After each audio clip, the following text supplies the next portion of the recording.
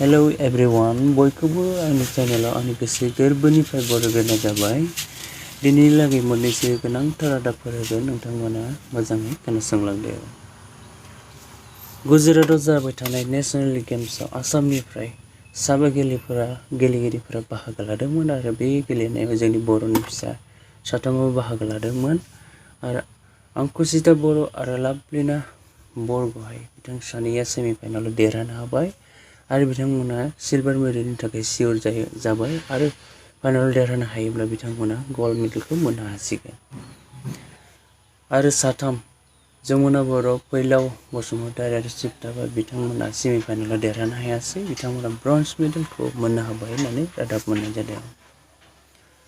आसामाव आसाम पुलिस आरो बिएसएफनि सिग्रोमनायाव हेर'इन drugs ₹47.4 crore हमनो हादों होननानै रादाब मोननाय जादों। बिथांमोना ट्राकआव सोनानै खोमानानै लाबोदोंमोन होननानै रादाब मोननाय जादों आरो पुलिस आरो बिएसएफ लोगोसे सिग्रोमनायाव बेखौ मोनहोनो हाबाय होननानै रादाब मोननाय जादों। सासे सुबुंखौबो लोब्बा थानाय बेखौ हमनो हाबाय होननानै रादाब मोननाय जादों। केरेलायाव बे सानै हौवा हिन्जावा रांनि थाखाय सानै आइजोफोरखौ बलिदान होबाय होननानै रादाब मोननाय जादों। बिथांमोना रांनि थाखायनो बोलि होयोब्ला रां बांसिन मोननो हागोन, धोनि जानो हागोन होननानै सानै आइजोफोरखौ बोलि होदोंमोन आरो बिथांमोना दा गावसोरनो हमजाबाय।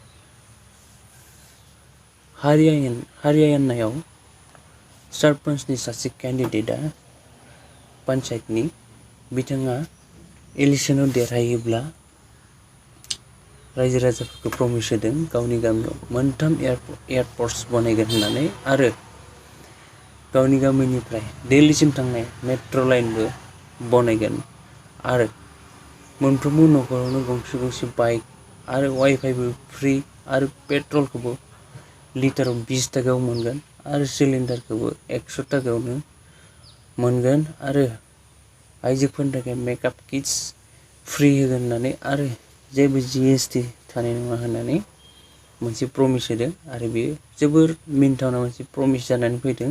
मानो होनबा मोनसे गामियावनो 3 एयारपर्ट्स बनायनो हानाया बे इम्पसिबल। खायफा स्टेटआव मोनसेल'सो जेने थेने थाया, बेयो बोरैहाय मोनसे गामियावनो 3 एयारपर्ट बनायनो हानो। बेनि गासै प्रमिसखौ माने जोबोर फानि, बेखौ फानि निउस जानाय हिसाबै आङो नोंथांमोननो खोन्थानाय जाबाय। दिनैनि रादाबा एसेनोसै।